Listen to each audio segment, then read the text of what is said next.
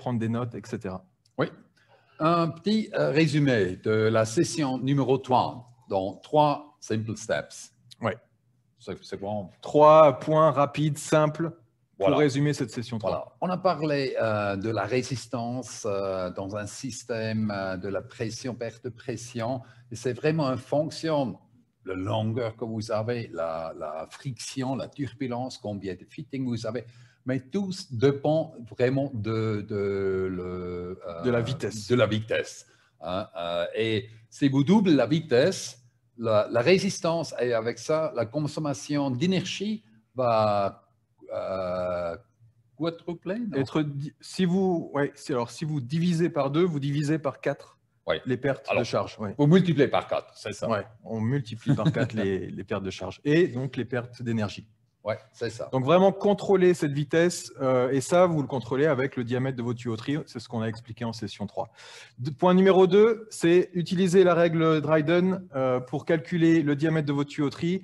On vous a expliqué pour l'aspiration, le refoulement, quelles étaient ses vitesses optimales et pour vraiment optimiser ces pertes de charge et cette consommation d'énergie. Et vous pouvez commander ça chez Aquasolar dans la Suisse et chez Oliver. Oliver, tu peux nous demander pour une centaine d'euros et on va envoyer ça à toi. Et tout le monde qui va faire tous les 10 sessions, il va avoir un certificat et un règle. On l'offre volontiers pour que... Ouais. Et numéro 3, ça c'est un peu mon hobby, c'est un mode économie pour des piscines débordement pour éviter l'évaporation. Et aussi pour laver le piscine débordement par le bac tampon, mais directement par le piscine avec beaucoup une eau plus propre et on peut réduire la taille du bac tampon.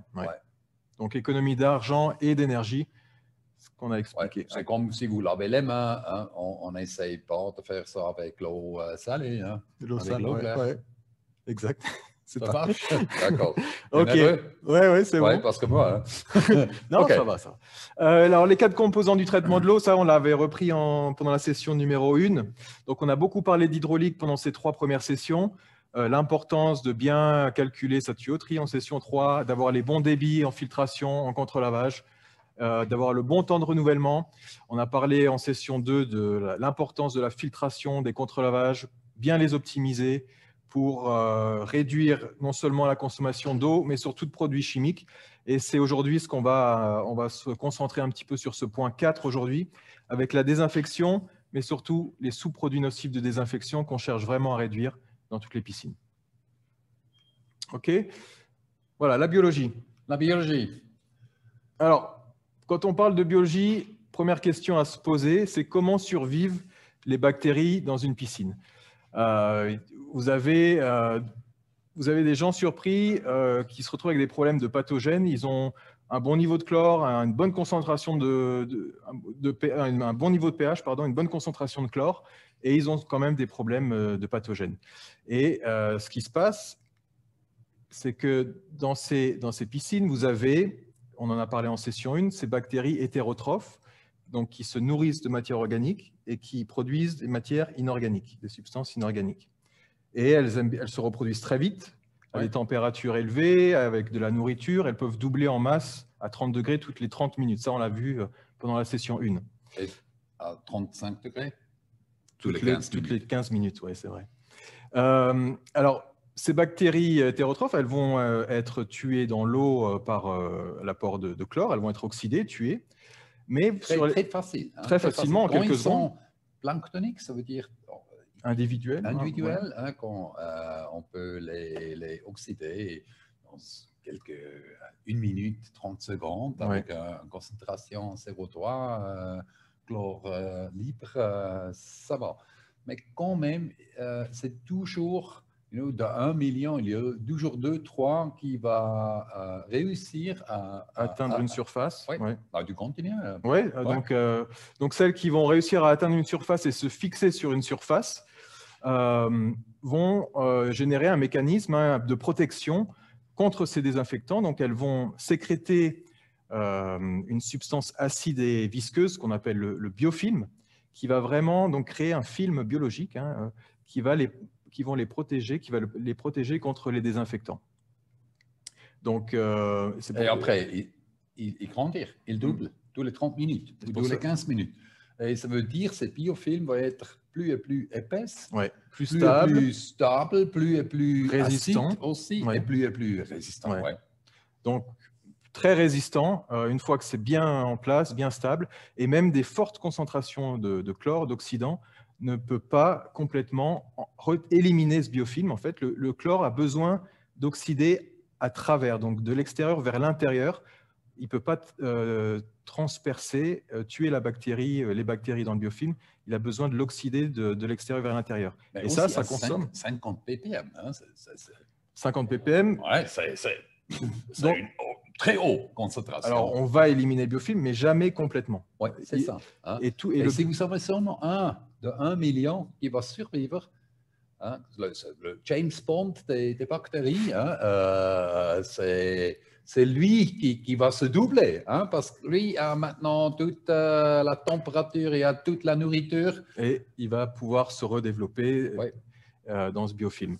Donc vraiment, c'est vraiment un film très, très résistant. Et le chlore, ne peut pas l'oxyder complètement. Mais pour mon ami Oliver Arnaud, hein, le filtre choc, c'est super parce que là, tu as les 50 ppm du chlore. Et tu vas faire vraiment presque, quelquefois tu vas faire tous, mais pas toujours.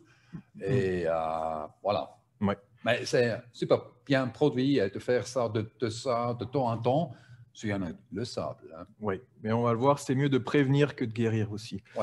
Nadine, tu peux mettre la petite vidéo. Donc là, vous voyez la bactérie qui se fixe sur la surface. Et on parle de quelques secondes. En 10-15 secondes, elle commence à sécréter ce biofilm. Hein. Donc c'est très, très rapide comme processus. Et ça va petit à petit donc, se développer et vraiment les protéger contre ce chlore. Ah, c'est une très bonne animation. Hein? Adapté, Pape.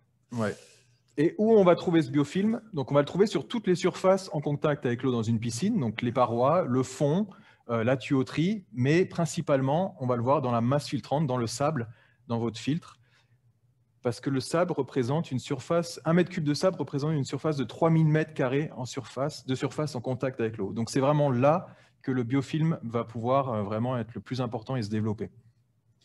Et prochaine, après quelques jours, si vous voyez le sable sur l'électromicroscope, ça va être l'image. On voit qu'il y a déjà quelques bactéries. C'est pas assez vraiment pour faire un blocage, mais on a déjà... C'est déjà colonisé, oui. On a déjà ce biofilm qui commence à se former. Et après, ça prend un peu plus de temps pour vraiment créer ce qu'on va voir dans la... Qu'on va discuter après. Mais c'est vraiment important pour savoir que le sable dans les aquariums, dans les grands aquariums ou dans l'aquaculture, on utilise souvent le sable, un fluidized sandbed. C'est quoi un bed biologique? Un fluidized sandbed as a biological filter. On utilise souvent le sable, on prend l'eau d'en bas en eau pour cultiver des hétérotrophes bactéries comme un biofiltre, pour réduire les organiques. Alors, pour ça, le sable, il est super. C'est un super filtre biologique. Qu'on utilise souvent dans les aquariums après le AFM. Hein? Quand il y a des poissons, en général, on a besoin. Hein, on a besoin parce que là, il nous faut biofiltration. Mais pas dans la piscine. Pas dans la piscine. On ne veut pas de biologie dans la piscine. Pas vraiment. Mais ici, vous savez, vous verrez, je vais être un peu plus actif maintenant, je m'excuse, mais je vais payer comme assistant. Par exemple, si vous avez ici une piscine publique 12 par 25, débit 120 mètres cubes par heure, hein, ça veut dire qu'il nous faut 2 filtres à 1 mètre 60. On l'a vu, juste petit rappel, donc 120 mètres cubes heure divisé par votre vitesse de 30 mètres heure, vous avez vos 4 mètres carrés de surface filtrante. Ah, tu répètes, petit rappel. Session 2, hein? Voilà. Et là, avec 30 mètres, comme tu as dit, 4 mètres de surface de filtration, par exemple 2 filtres 1 mètre 60, ça veut dire une hauteur de 1 mètre 20. On est en J'ai public, pris 1,25, c'est mieux c'est mieux pour calculer. Alors, j'ai 5 mètres cubes multiplié avec les 300 mètres carrés, ça fait 15 000 mètres carrés. Et si on compare ça avec le reste de piscine qui est 400 et la tuyauterie peut-être un autre 100 ou 200 mètres carrés, on voit la majorité. Vous verrez ça, c'est vraiment la majorité, c'est le sable. C'est le sable. Et bien sûr, dans un piscine privée, c'est un peu différent, mais c'est encore 80% ou 80%. 80 pour les Suisses et 80 pour les Français. Donc, alors, moyenne 90%, 90%. C'est ça. C'est vraiment ce sable qui représente la surface. D'accord. OK. Quels sont les problèmes de ce biofilm? Donc, premier problème, on va avoir une filtration qui va devenir irrégulière et peu fiable. Pourquoi on dit ça? Parce qu'au bout de quelques mois, donc on a vu en quelques jours, on a ce biofilm les bactéries colonisent ce grain de sable, commencent à sécréter leur biofilm, mais ça prend un petit peu plus de temps, 6 à 12 mois, pour vraiment que les grains s'agglomèrent et forment ce qu'on appelle des grumeaux ici. Donc, agglutination des grains de sable. Donc, ça va former des grumeaux. Et quand vous avez ces grumeaux, vous allez avoir par la suite des passages préférentiels. Donc, l'eau va toujours chercher, avec la pression, à passer où c'est le plus facile de passer. C'est un petit peu comme des autoroutes dans votre filtre à sable, où les vitesses sont beaucoup plus élevées aussi, et où on va relarguer des flocs de bactéries. Donc, l'eau n'est plus filtrée, les flocs de bactéries sont relargués dans le bassin. Et c'est là qu'on a des problèmes de turbidité de l'eau. La turbidité augmente, la consommation de désinfectants augmente. On l'a vu, le biofilm, donc le chlore, pour oxyder ce biofilm, se consomme aussi. Donc, plus vous avez de biofilm, plus vous allez consommer de chlore. Et la filtration, comme je le disais, n'est plus fiable et vous devez remplacer votre média filtrant. Oui, et aussi, quand votre eau est turbide, c'est plus sûr, parce que cette colonie qui sont protégées par le biofilm, ils sont beaucoup plus résistants. Ça veut dire qu'on ne peut pas oxyder avec 0,3 chlore libre cette colonie dans quelques secondes. Il faut quelques minutes. Et aussi, si vous avez une fois les cryptosporidium, qu'on va parler dans la session 9, on va voir si on a cette canalisation. Pas de chance pour éviter. Donc, et ça va pas être le cas si vous avez AFM, parce que c'est biorésistant, on n'a pas cette canalisation. Donc, vous avez des flocs de bactéries qui se retrouvent dans le bassin. Et pourquoi le biofilm, à partir de 6 à 12 mois, on dit, c'est parce qu'à un moment donné, vous allez avoir les bactéries autotrophes qui vont aussi arriver dans ce filtre. Et les bactéries autotrophes, contrairement aux hétérotrophes, elles consomment des matières inorganiques et rejettent des matières organiques qui vont être consommées par la suite avec les autres bactéries hétérotrophes. Donc, on rend vraiment ce biofilm très dynamique et la formation du biofilm vraiment s'accélère dans le filtre. Et au bout de 6 à 12 mois, c'est là qu'on commence à voir ces grumeaux, etc. Parce que vous avez vu avant tu prends le prochain, vous avez vu avant sur l'électromicroscope cette photo, et vous dites, Dominique, c'est pas possible après 3 jours. Non, c'est possible, mais jusqu'où vous arrivez à ce cas, et vous tous connaissez ça, quand vous avez une fois changé le sable, c'est des boulots.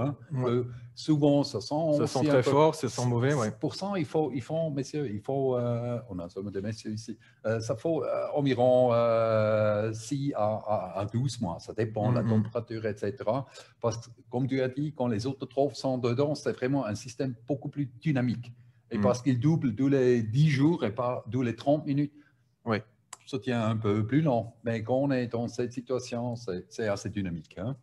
Voilà. Donc, si vous n'avez pas de biofilm, vous n'aurez pas d'agglutination, les grains ne vont pas s'agglomérer, vous n'aurez pas de passage préférentiel et vous allez pouvoir bénéficier d'une filtration stable et fiable dans le temps. Et parce que ça, si vous changez le sable, ça fonctionne toujours super bien pour 3, 6 semaines, 6 mois, et après, ça commence avec le problème, pas avec le AFM. Parce que biorésistant, ça va rester pour beaucoup des années dans la même condition. Alors, ça, c'est problème numéro 2, J'essaie ça? Tu peux, oui. C'est quoi? D'accord. C'est le problème numéro 2 avec le biofilm, c'est avec le pathogène. Et là, on a les pseudomonas qui sont un peu les pionniers qui développent le biofilm. Et après, vous avez des différents autres autres bactéries, virus, protozoen qui va, Protozoaire, qui va entrer ou coloniser le biofilm. Le biofilm, oui. Donc ces amibes ne vivent uniquement que dans le biofilm, elles ne peuvent pas vivre dans l'eau, contrairement aux autres. Pseudomonas et légionelles, elles peuvent être dans l'eau. Absolument, c'est aussi seulement dans le biofilm. Mais les légionelles, c'est un peu différent. Ouais. Aussi avec les légionelles, ce n'est pas un problème. Hein. Si vous les mangez ou les poids, pas de problème. Hein. Mais quand vous les aspirez, quand on les respire, on les inhale. Le problème. Et aussi là, il y a 70 différents espèces de légionelles. Et ces 50, 60 sont pas dangereux du tout. Il y a 5, 6 qu'on a vraiment malades. Et il y a là, le Legionella aeruginosa. Je n'étais pas bien en latin, je m'excuse pour ça, aussi pas en français, je sais, que quand j'ai un système immune un peu faible, je suis en risque. Hein. C'est vraiment, c'est comme Covid. Vous avez entendu parler de la légionellose aussi. Et du coup, ces légionelles vivent dans le biofilm, dans les amibes. Donc, c'est vraiment des communautés, elles se mangent entre elles. Et là, sur l'écran, vous avez une amibe ou une légionelle qui se fait manger par l'amibe, mais qui ne peut pas être digérée. Donc, en fait, les légionelles vont s'accumuler dans l'amibe jusqu'à exploser. Et c'est là que vous avez vraiment des fortes concentrations de légionelles qui apparaissent. Donc, ce biofilm, voilà, il se développe. Et une fois qu'il arrive à maturité aussi, vous le voyez ici, il va relarguer des flocs de bactéries, dont les pathogènes, qui sont responsables de ces maladies infectieuses, dont on va bien parler en session numéro 9, les pathogènes. Mais en tout cas, pour les légionelles, je sais que ce n'est pas tellement connu en France, c'est vraiment le grand problème en allemand, moins en Suisse. Mais en allemand, c'est toujours contrôlé avec les légionelles. Quand vous n'avez pas un biofilm, vous n'avez pas les amibes. Quand vous n'avez pas des amibes, vous n'avez pas de légionelles. Je fais un peu blanc et noir. Hein. Ce n'est pas comme ça. On n'a pas rien, mais on a beaucoup moins. Ouais. Voilà, beaucoup moins, pas de biofilm, beaucoup moins de pathogènes et de risques. Mais en général, dans ce biofilm, ça développe une grande communauté. Des différents micro-organismes qu'on ne veut pas. Hein. Et on l'a vu, elles sont protégées, elles ont la nourriture, elles se développent très vite, à 30 degrés, on l'a vu, elles doublent. Donc la masse, le biofilm vraiment augmente très rapidement. D'accord. OK.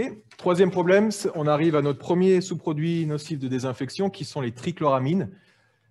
Et les trichloramines sont vraiment liées à sont le résultat de ce biofilm. Donc le biofilm est responsable de la formation de ces trichloramines. Dans une piscine, la pollution vient principalement des baigneurs. Donc chaque baigneur va apporter de l'urine, de la sueur. Même un sportif peut, vous le voyez ici, sécréter jusqu'à 1 litre de sueur en 2 heures de temps et 80 millilitres d'urine. Donc c'est assez important. Moyens. Toi, c'est peut-être un peu... Non, je suis un peu plus haut, ouais. Dans mon âge, avec l'urine, c'est sûr. C'est normal. Faut pas Donc, cette pollution, voilà, elle est constituée principalement de cette durée, à 80%, 80% d'urée. Et vous voyez, donc l'urée, c'est une matière organique, hein, donc qui va nourrir nos bactéries hétérotrophes dans le biofilm, on va le voir. Parce que vous avez ici le charbon. Hein, oui, le noir. Carbone, oui. Quand c'est un carbone. Quand c'est un carbone, c'est organique. Atome de carbone, oui, organique. Sauf si on a CO2, ça c'est inorganique. Quand c'est un carbone, c'est organique. Vous avez 10% d'ammonium, mais ce qui nous intéresse ici, c'est vraiment la majorité, ça va être l'urée qui représente la plus grosse partie de cette pollution apportée par les baigneurs. Bien expliqué. OK. Donc ensuite, pourquoi c'est un problème? Donc on reprend cette urée, donc matière organique qui va être consommée par les bactéries dans notre biofilm. Et ce qui se passe, c'est que les bactéries donc, se nourrissent de ce biofilm, se développent se nourrissent de cette urée, se développent grâce à cette nourriture, et vont en même temps sécréter une enzyme qu'on appelle l'uréase, qui va dissocier cette molécule d'urée en dioxyde de carbone et en ammoniac. Ammoniac, matière, substance inorganique. Donc, qu'est-ce qui se passe? Ça fait une réaction. L'ammoniac avec le chlore fait une réaction. Ça veut faire un chlore combiné. chlore combiné inorganique. Inorganique. Et ça, on a le monochloramine, le dichloramine ou le trichloramine. Voilà. Donc, à le contraire, si vous avez AFM, vous n'avez pas de bactéries. Ça veut dire l'urée va rester l'urée. Oui. Ça va faire aussi une réaction avec le chlore. Ça va aussi former un chlore combiné, mais c'est un organique. chloramine organique. C'est chlorurée? Chlorurée? Chlorurée, oui. Chlorurée. Oui. Alors, c'est aussi testé avec le TPD3. Hein? Alors, TPD1, tu testes le chlore libre. TPD plus le TPD3, c'est fait le TPD4. Le TPD4, c'est le chlore total. La différence, c'est le chlore combiné. Ça veut dire ça va aussi donner une valeur là, mais c'est organique, c'est pas volatile, ça va rester dans l'eau. Ouais. C'est aussi pas vraiment toxique. Okay, ouais. Au contraire du chloramine inorganique, aussi le monochloramine, dichloramine, c'est aussi pas volatile, mais le trichloramine, c'est très très volatile. Et c'est ça. C'est les odeurs de chlore que vous sentez dans un bassin. Ouais. Quand vous arrivez dans un bassin, que vous sentez du chlore, c'est pas le chlore dans l'eau, c'est vraiment les trichloramines qui sont dégazées et c'est ces odeurs fortes de chlore que vous sentez. Donc un bassin qui sent le chlore, c'est pas parce qu'il y a trop de chlore, c'est plutôt l'inverse ou qu'on a un problème de biofilm qui génère ces trichloramines. Donc voilà, on répète, donc l'urée est convertie en ammoniac dans le filtre et par le biofilm et donc on aura toujours cet ammoniac inorganique qui va créer des mono, des di, des trichloramines. On commence à créer des monochloramines, ensuite des dichloramines et enfin des trichloramines. Et on va former des trichloramines ou des mono ou des di en fonction du pH, du niveau de pH. Donc vous allez me dire, dans une piscine, on a théoriquement un pH entre 7,2 et 7,4. Donc là, on le voit, principalement des mono et des trichloramines. Alors pourquoi on forme, Dominique, ces trichloramines? Oui, tu as raison, c'est pas logique. Oui, c'est logique si on voit qu'on a le biofilm dans le filtre à sable et on passe par le filtre pour 2, 3, 4 minutes, hein, à 30 mètres, 1 mètre ou 15 mètres par heure. Et c'est ça qu'on forme ça. Parce que le biofilm peut avoir, ça dépend s'il est très mature ou pas, il peut avoir un pH entre 6 et 4. Oui, donc très acide ce biofilm, et c'est vraiment, voilà, c'est lui qui est responsable de la transition entre mono, di et trichloramine. Alors, j'ai une question qu'on n'a pas testée. Alors, ça veut dire, avec un FM, j'ai moins du chlore combiné? Non, on n'a pas moins de chlore combiné, on va avoir plus de chloramine organique. On l'a vu, l'urée n'est pas convertie en ammoniac. Ouais. Par contre, on aura beaucoup moins de chloramine inorganique. Mono, di et surtout les trichloramines. Mais c'est important, hein? Notre promis du AFM, c'est pas que vous avez moins du chlore combiné total, hein, sans que le contenant laboratoire va tester. Parce que ça, dans des piscines intérieures publiques, hein, en Suisse, il faut être sous 0,2, on fait un petit couche 100 mm de charbon actif pour ces chloramines organiques. Quelquefois, on a encore un peu plus du chlore combiné qu'avec un système à sample. Pourquoi ça? Parce que tu produis plus du THM, du trichloramine. Mais si j'ai beaucoup de trichloramine, qu'est-ce que ça va passer? Le trichloramine va dégazer, ça veut dire mon chlore combiné dans le piscine baisse. Mais ce n'est pas forcément un bon signe. Non, pas vraiment, mais c'est la seule chose qu'on va tester. Il faut comprendre que ce test de IPD1, de IPD3, c'est un bon test, mais il est assez vieux. Il est plus vieux que moi. Hein? Moi, je suis né en 66. Ce test est né 57. 57, hein? C'est le temps pour le retrait. Le plus correct, ce serait si on mesure le trichloramine. Le trichloramine, on peut seulement mesurer dans l'atmosphère. Hein. On filtre l'air pour 1 heure, 1 mètre au-dessus de la surface de l'eau. Oui, tu continues. Non, dis-moi, parce que Oui, et après, on analyse ce filtre et après, on peut dire la concentration. La seule raison qu'on fait encore le DIPD1, DIPD3, c'est parce que c'est assez simple. Mais c'est un vieux test comme moi. Hein. Tu peux m'appeler DPD. Hein, DPD. Donc voilà, pour résumer, pas de biofilm acide, pas ou très très peu de trichloramine formé. Ouais. Donc, alors, nos promis, c'est pas avec AFM, promis, moins de chlore combiné inorganique, beaucoup moins de trichloramine, mais c'est pas moins de chlore combiné total. Ouais. Alors, cette trichloramine, c'est pas bien, hein? C'est pas bien en plus. Hein? C'est agressif, c'est super agressif. Ça va attaquer, atmosphère corrosive, ça va attaquer les équipements dans le bassin intérieur, oui. Les ventilations. Ouais. Donc, vraiment, le tien, tu fais pas. Donc, c'est très agressif, non seulement pour les équipements et les ventilations, etc., mais c'est surtout pas très bon et pas bon du tout pour les baigneurs qui vont les inhaler à la surface de l'eau. Et ça va provoquer une irritation et ça va endommager la couche protectrice des poumons. Donc, provoquer, si c'est répété, comme les maîtres nageurs, hein, ça a même été appelé la maladie du maître nageur, c'est des problèmes d'asthme liés à cette trichloramine. Donc, la paroi, la couche protectrice des poumons est endommagée et vous avez des problèmes d'asthme sur le long terme. Si c'est répété, les bébés nageurs aussi, ça peut provoquer des problèmes d'asthme sur le long terme. Jusqu'à 7 ans, les poumons ne sont pas complètement développés et encore moins les bébés nageurs, eux, vraiment sont en pleine croissance. Donc, quand c'est volatile, c'est très nocif. Quand ça reste dans l'eau, ça l'est quand même beaucoup moins. Et c'est vraiment cette trichloramine qu'on cherche à réduire dans les piscines.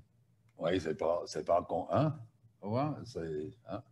C'est clair, quand c'est tellement agressif à des métals, c'est aussi pas super bien pour nous. Voilà, donc comment on va réduire cette formation de trichloramine? Tout simplement, éliminer la source du problème. Donc, si vous avez déjà du biofilm existant, vous savez qu'il va falloir l'éliminer. Donc, vous l'avez partout dans le bassin. On l'a vu sur toutes les parois, les goulottes, la tuyauterie, le bac tampon. Mais on l'a vu tout à l'heure, principalement à 90% dans le filtre. Donc, si vous réglez le problème du biofilm dans le filtre, vous réglez la grosse majorité des problèmes de trichloramine. Donc, éliminer ou empêcher, on va le voir, c'est beaucoup mieux.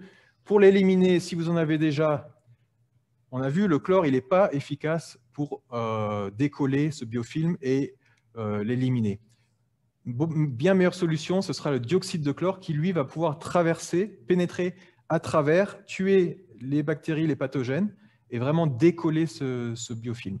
Donc, il est vraiment au moins 10 fois plus efficace que le chlore. Oui, Howard a dit 100 fois. Si on reste avec 10 fois, on est conservatif. Et aussi, la combinaison, un peu du chlore, mais aussi le chlore dioxyde. Et le chlore, il doit vraiment oxyder à travers, il est consommé dans le processus. Mais, le dioxyde de carbone, c'est un gaz, hein, donc ça va vraiment pénétrer. Oui, mais mesdames et messieurs, vous savez, c'est un peu c'est un traitement curatif, hein, c'est pas préventif. C'est un peu comme vous faites une chimiothérapie hein, après un cancer. Beaucoup mieux, c'est le chemin 2 pour avoir un cancer préventif. Utiliser le AFM biorésistant que ça ne peut pas développer. Oui, empêcher à la source la formation du biofilm. Ça, c'est Howard. Hein? C'est empêcher la source. C'est ça. Donc, voilà. Et ça, on le fait avec l'AFM. On en parle la semaine prochaine en détail. D'accord. Comment on le fait. On a la moitié. Deuxième sous-produit nocif de désinfection qui est de plus en plus contrôlé, qu'on va de plus en plus surveiller dans les piscines et qui est peut-être plus nocif aussi, encore que les trichloramines. Beaucoup plus nocif, c'est le chloroforme. Ouais. Donc, ça, c'est mon spécialité. Tu prends le deuxième. Le chloroforme, vous ne le sentez pas. Vous le sentez pas, vous le mesurez normalement pas, mais c'est beaucoup plus... donc, il est plus pervers. Peut-être tu nous expliques vite comment c'est formé. Donc, le chloroforme, en fait, va être la réaction, donc non pas du chlore avec l'ammoniac, comme on l'a vu pour les trichloramines, mais cette fois-ci, du chlore avec les matières organiques. Une matière organique, en général, elle est principalement, et tout le temps, elle est principalement composée d'atomes carbone, comme on l'a vu avec l'urée, et d'hydrogène. Donc, c'est souvent des longues chaînes de molécules comme celle-ci. Et ce qui se passe avec le chlore va venir casser la molécule organique, oxyder la molécule organique et la découper en quelque sorte en plus petites molécules. Pareil pour les UV, qui vont venir vraiment intensifier ce processus. Donc, on accélère vraiment la décomposition des molécules organiques. Et pourquoi on les appelle les trihalométhanes? C'est parce que la plus petite molécule organique que vous avez, c'est le méthane. Et si vous l'oxydez avec du chlore, vous allez avoir l'atome d'hydrogène qui va être remplacé ici, vous le voyez par le chlore. Substitution. Substitution. Deuxième atome. Et si vous avez 3 halogènes, donc ici 3 atomes de chlore sur une molécule de méthane, vous allez avoir votre chloroforme. Donc trihalométhane, un méthane avec 3 atomes halogènes. Ouais. Tableau périodique. Numéro 7, vous connaissez. 17, ouais. 7. 7 7, ok. Ouais. 17, c'est un peu. C'est plus loin. Oui, c'est 7, c'est les halogènes. Ça commence avec le fluor, après le chlore, après le brome et après le donc iode. le brome, vous faites du bromoforme, le fluor, fluoroforme. Mais nous, ce qui nous intéresse en piscine, c'est le chlore et le chloroforme. Ouais. Donc le chloroforme, c'est vraiment ça. Et il est également très volatile, moins que les trichloramines, mais très nocif, on va le voir. Donc, très simple, moins de matière organique, vous allez former moins de chloroforme, tout simplement. Et ça peut être confirmé en mesurant le carbone organique total dans l'eau, on va le voir. Fort, tu confirmes ça, mais c'est vraiment ça. Si vous filtrez 50% plus de matière organique, vous avez 50% moins de THM. Il faut toujours organique et chlore pour former un chloroforme. Autrement, ça ne fonctionne pas. Et ici, le promis du AFM, avec AFM, vous avez 50% moins de DHM qu'avec le sable. Ça, c'est un promis. Pas que sur le chlore combiné total, on ne peut pas faire ce promis, mais avec le chloroforme, on peut. Les messieurs de la Suisse, maintenant, on a les DHM maximum 40 microgrammes par litre depuis quelques années, mais ce n'était jamais mesuré. Maintenant, ça commence à être contrôlé dans chaque canton. En solaire, tous les piscines, quand tu n'y es pas dedans, il va fermer. Oui, il y a déjà des piscines qui ont été fermées. On peut discuter si 20 est trop bas ou trop. C'est pas trop. Hein, si c'est 100, on peut discuter. Mais en général, ça fait. On a 27 personnes, ça augmente. Bravo. Avec le nouveau micron. Donc pourquoi on dit que le chloroforme est plus nocif que les trichloramines? Donc il est pareil, il est inhalé à la surface de l'eau par les baigneurs. Mais contrairement aux trichloramines, lui va pouvoir passer à travers les poumons, atteindre la circulation sanguine et le système nerveux. Donc c'était utilisé dans le temps comme anesthésique. Donc c'est pendant la guerre de sécession. En menton, Non, pas d'antan, c'est encore avant. C'était encore avant. C'était le premier anesthésique. Anesthésique, anesthésique, anesthésiant, anesthésique, Et anesthésiant, c'est très, très bien parce que si on n'a pas une anesthésiant, il veut couper ma main, Avant, on n'avait pas tellement d'autres solutions. C'est une bonne invention. Mais bon, si on a ça chaque jour, c'est pas bon pour nous. Ça va passer notre poumon et aller directement dans notre cerveau. Cerveau, ouais. Alors, je veux dire, c'est un peu comme avec l'alcool. Ça ne nous fait pas plus intelligents. Ouais, ça ne nous rend pas plus intelligents. C'est pour ça qu'on ne boit pas. C'est pour ça qu'on n'a pas bu. En tout cas, pas ce matin. OK, donc aussi volatile, nocif, on a vu ça, et particulièrement pour les bébés nageurs, encore une fois, parce qu'on a les bébés de 2 ans, de moins de 2 ans, leur barrière, ce qu'on appelle hémato-encéphalique, donc la barrière qui protège le cerveau de ces polluants, n'est pas complètement développée. Donc vraiment, bébé nageur, aussi un risque. Et vicieux parce qu'on ne sent pas l'odeur. Mais en tout cas, et c'est la raison pour laquelle c'est de plus en plus contrôlé. Et aussi pour les femmes qui sont enceintes aussi. Tu dois expliquer ça. Donc on a vu le responsable de la formation de ces trichloramines, de ce chloroforme, c'est la pollution organique. Et pour ça, dans les bassins, on va mesurer cette pollution organique. Et vous avez 2 valeurs à connaître. La première, c'est le KMNO4, donc le permanganate de potassium, qui est utilisé. En fait, on va prendre un échantillon d'eau, on va utiliser ce permanganate de potassium pour oxyder les matières organiques. Et c'est tout simple, plus vous allez consommer de permanganate de potassium, plus vous aurez, ça voudra dire que vous aurez de pollution organique. Donc ça, c'est le premier calcul, la première manière de faire. Vous avez une autre valeur qui est importante que vous pouvez retrouver dans les analyses, qui est le COT, le carbone organique total. C'est la même chose, c'est une autre façon de mesurer. Et c'est comme la relation? Le COT multiplié par 1,5, Oui, c'est ça, environ, ouais. ça vous donne Mais les votre... deux sont vraiment le plus haut, la oxydabilité, ça veut dire le plus de la Ouais. pollution organique. Donc, vous avez ces deux valeurs à surveiller dans les analyses, ou une des deux en tout cas, qui vous donne un bon indicateur. Vous ne pouvez pas avoir un KMNO4 faible et des THM Non, très hauts. impossible. Et sur ces côtés, merci à la maison Beyrol, merci Olivier, Alphonse Nestel qui a fait beaucoup des analyses pour nous. Je sais, il n'aime pas faire le KMNO4 parce qu'il faut 1 heure pour le faire, ou une demi-heure, mais ça nous aide vraiment beaucoup pour avoir une référence où on est. Ouais. Donc, on l'a vu, ces matières organiques, c'est non seulement la nourriture de nos bactéries hétérotrophes, donc aussi plus de matière organique, plus de développement de biofilms dans le bassin et dans tous les endroits de la piscine. Mais c'est surtout, voilà, on va consommer plus de chlore, on va surtout augmenter cette formation de chloroforme. Ouais. Pour chloroforme, il faut deux choses, du chlore et des organiques. Ouais, très simple. En fait, c'est vraiment très simple. Comment réduire cette formation de chloroforme? C'est réduire la pollution organique. On a aussi une question sur la session allemande que nous demandait, mais avec Pyrosoft, avec peroxyde, on a aussi du chloroforme? Non, on n'a pas. Parce qu'on n'a pas du chlore. On n'a pas de chlore, oui. Ça, c'est un des grands avantages du Pyrosoft.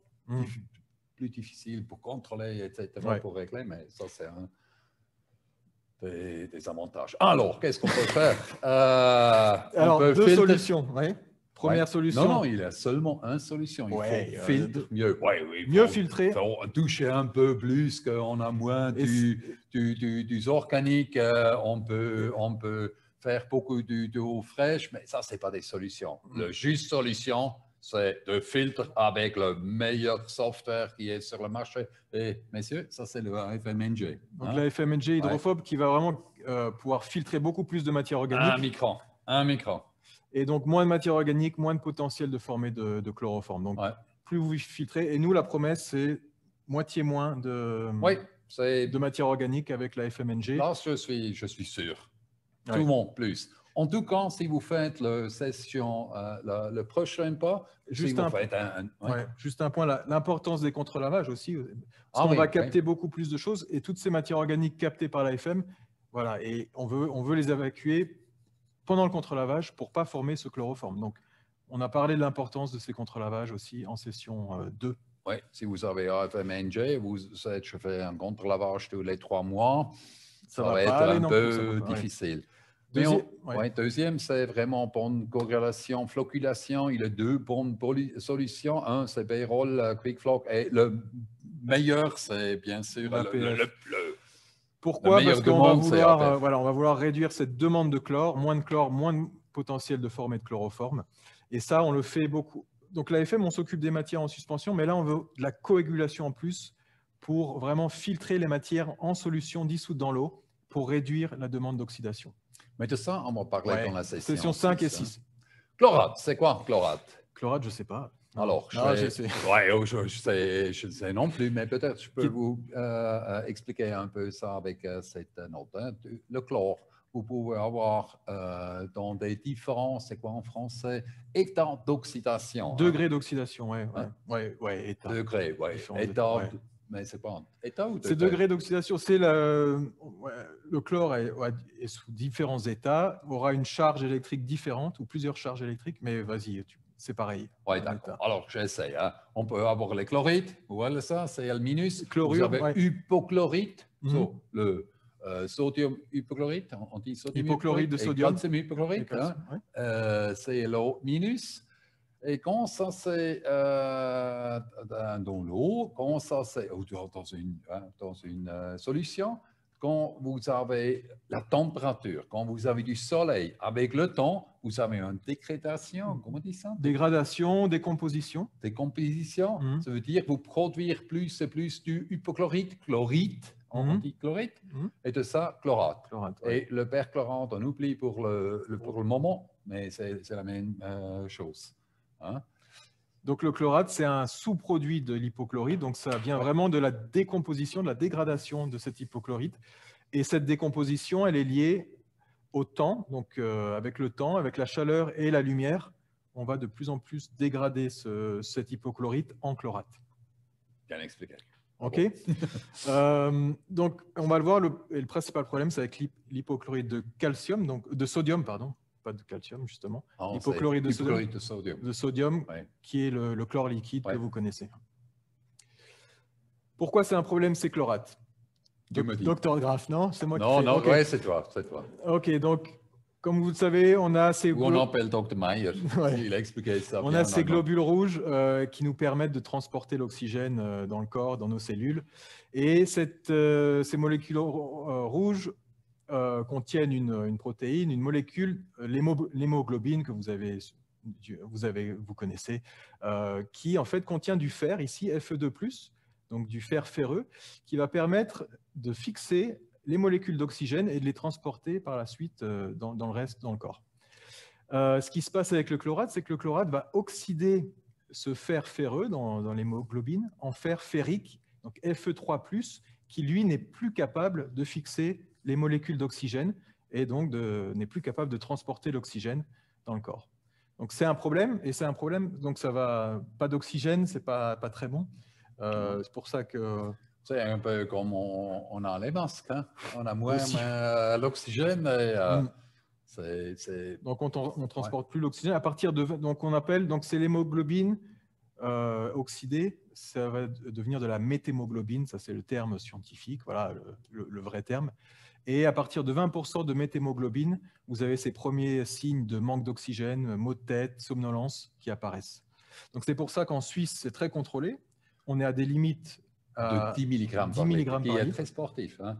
Les Allemands à 30 mg par litre et les Autrichiens aussi, mais 10 mg, c'est super sportif. Et en Allemagne, c'est 30 mg. Ouais. Donc mais vraiment, Florent, je t'appelle maintenant Dr Florent, très bien expliqué. Hein. C'est un process, alors, c'est pas bien. C'est volatile, c'est par l'aspiration? Alors, ils ne sont pas volatiles, ils vont s'accumuler dans l'eau et on va les absorber quand on boit la tasse. Donc, c'est plus, c'est pas un gaz qui va dégazer, mais on va pouvoir par la bouche, Oral. Oral. Ouais, alors, il ne faut pas boire trop de ça. Donc, oui, alors ça vient d'où? Donc, le problème, voilà, on l'a dit, c'est l'hypochlorite de sodium qui va se dégrader en chlorate. Et ça, donc, c'est lié. Là, on a un tableau qui prend en compte la température de l'air. Et vous avez ici sur l'axe de gauche vertical la concentration en milligrammes par litre. Et ici, vous avez les mois, la durée, donc le temps. Donc 1 mois, 2 mois, 3 mois, 4 mois. Et ce qu'on voit sur ce graphique, c'est que plus la température est élevée, ici vous avez la courbe violette qui est pour une température de l'air du local technique, par exemple, à 36 degrés. Vous allez perdre en 1 mois environ la moitié de votre concentration de chlore actif. Ça veut dire maintenant, pour avoir le juste valeur du chlore, il faut le doubler. Vous allez devoir, ça va doubler la demande de chlore, la consommation. Et si vous verrez sur le température bas. Et la température, la bleue, oui. Ouais.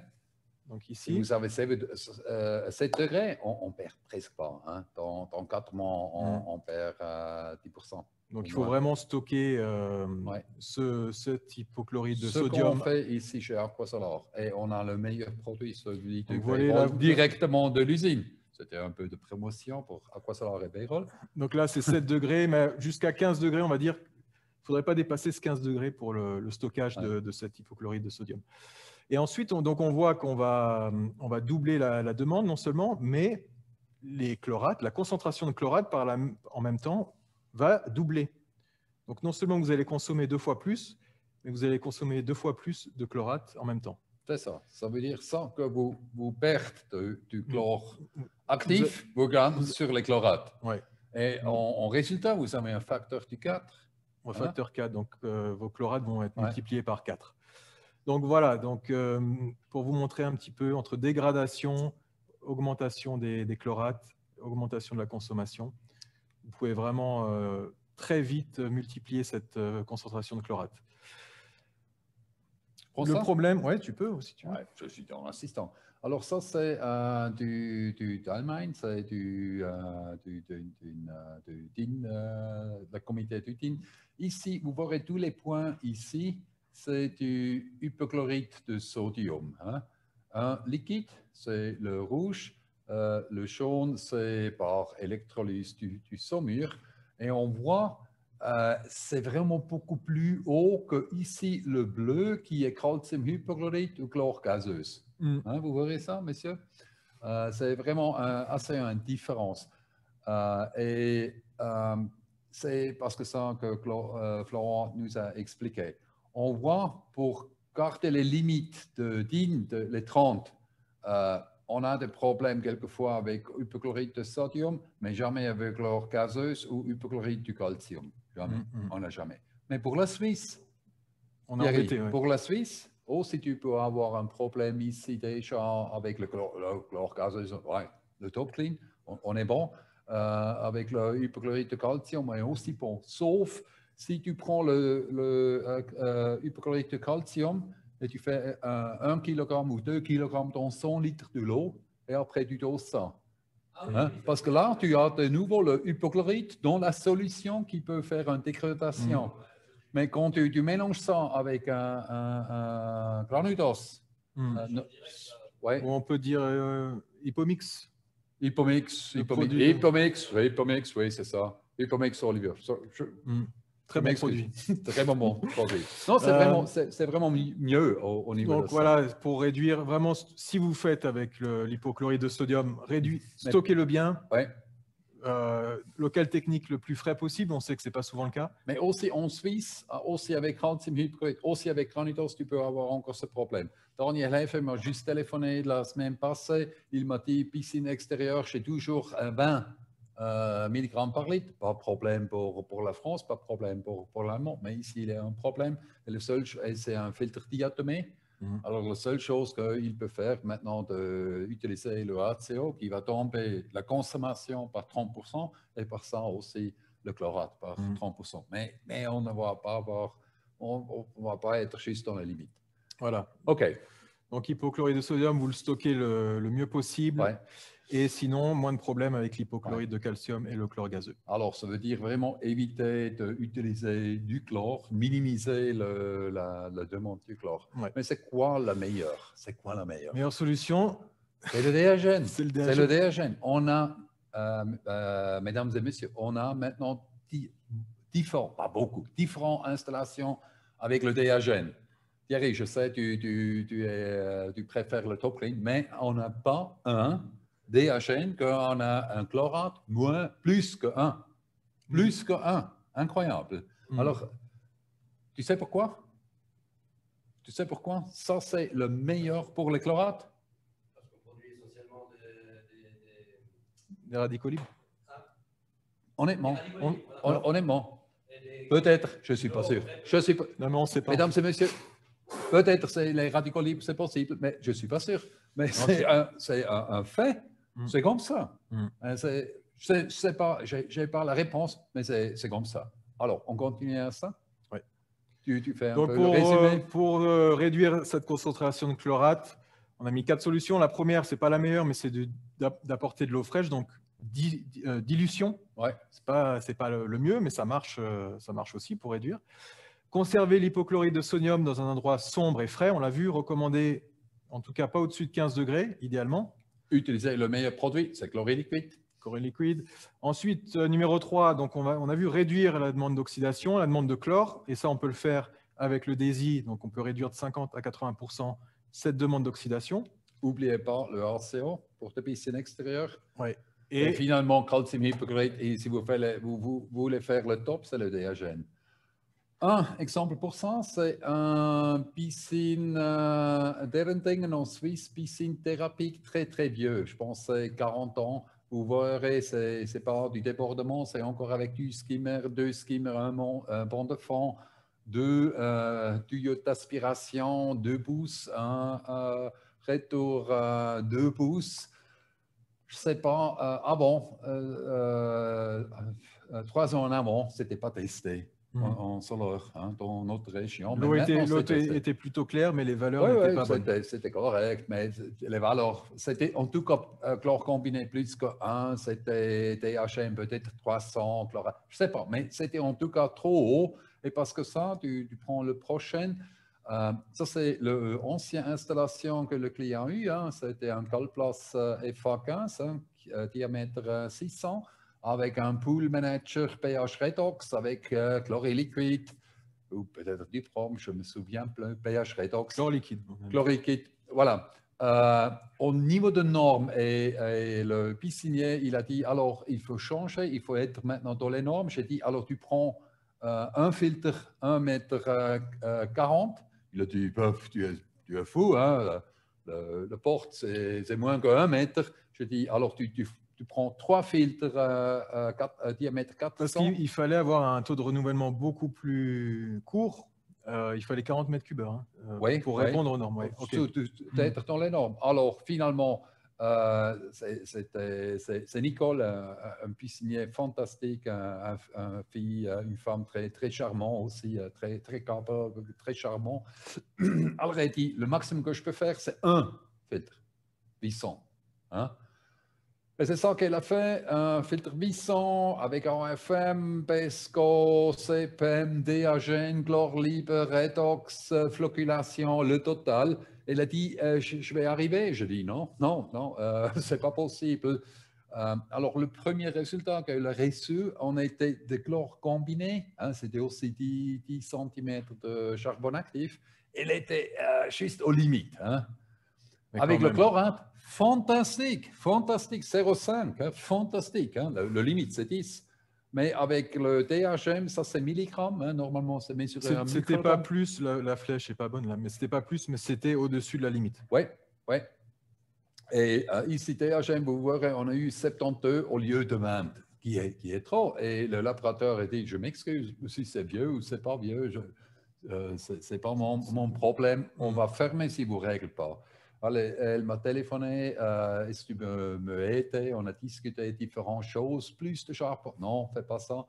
Quand on a contrôlé et quand on a fait un lavage, j'ai vu que l'expansion du couche n'était pas super. Alors, j'ai vu un peu l'installation et le pompe. Hein, il n'y avait pas de débitmètre à cette époque. Non, elle n'a pas eu un débitmètre. Et on voit le courbe était assez faible. Et j'ai vu, on a eu un CPM.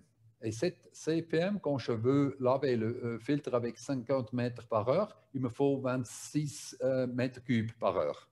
Alors, à ce niveau, on a ici, avec le CPM, on a 400 millibars perte de pression.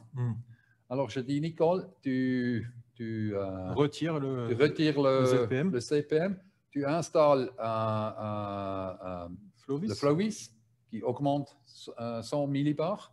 Comme ça, Thierry et Dominique, on a baissé de la pression de 14 mètres par lavé à 11 mètres. Ouais. Et vous verrez, ça donc on avait plus un débit. Une jolie différence. On avait 7 mètres cubes de plus. Il ne faut pas oublier, ça c'est 2-3 ans. Ça veut dire que c'était avec l'ancien FM. Hein? Avec le grand cannulation, c'était pas... Oui, il fallait minimum 45 mètres heure pour l'ancien. Et là, on avait même 35 environ. Et voilà, on a vu... Et donc là, une fois qu'on avait la bonne vitesse de 50 mètres heure... Avec la bonne vitesse, vous verrez ici le résultat. C'est incroyable.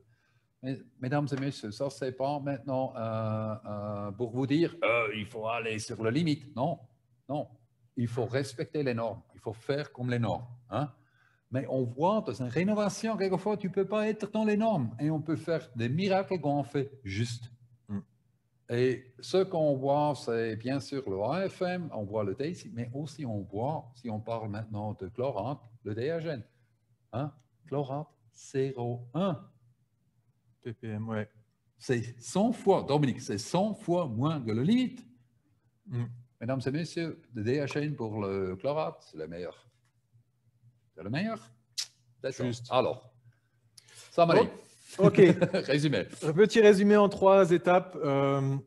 Numéro 1, pas de biofilm dans le filtre, pas ou très très peu de formation de trichloramine. Et on peut rajouter pas de biofilm, pas de risque de pathogène. Vous le verrez, quand vous avez des problèmes de pathogène dans une piscine, ça vient du filtre, ça vient du biofilm. On en reparlera en session 9. Promis, avec AFM, pas de trichloramine. Ouais. Numéro 2, moins de matière organique, moins de chloroforme et autres THM. Ça peut être mesuré par le TOC, le KMNO4. Vous réduisez la concentration, la pollution organique, vous réduisez par la même proportion le chloroforme. Promis numéro 2, avec AFM, 5% moins que THM. Et mesdames et messieurs, en tout cas, en Suisse, ça va être maintenant vraiment très, très important. Dans Valais, dans Vaudois, avec toutes les normes, ça vient maintenant. Et ça va aussi venir en France, Olivier. Ça va aussi venir. Ouais. Et pour obtenir numéro 3, pour obtenir la plus basse concentration possible de chlorate, l'hypochlorite de calcium et encore mieux le DHN. C'est ça. Et qu'est-ce qu'on va voir la semaine prochaine? On va parler de l'AFM. Donc le 19 février, dans une semaine pile. On va aussi vous expliquer un peu l'histoire du Howard. Il a développé le AFM, il a développé le DAISY, pas pour vous, pas pour nous, pour les pisciniers. Il a fait ça pour les dolphins et pour les mammifères marins, les phoques. Pour ça. Ouais. Mais on peut profiter maintenant de ça. Hein? Et donc on va parler de ça. Donc ça a été vraiment spécifiquement développé pour répondre à ces problèmes de trichloramine et de chloroforme. Qui sont des athlètes. Les dolphins, ils sont des athlètes. Oui, aussi, ouais. Pas seulement 1 heure, 24 heures, chaque jour. Donc, voilà. Donc, en détail. Donc, on va vous parler de la FM en détail. Donc, en quoi consiste l'activation? On va vous révéler, pas tous les secrets, mais une partie des secrets de cette AFM.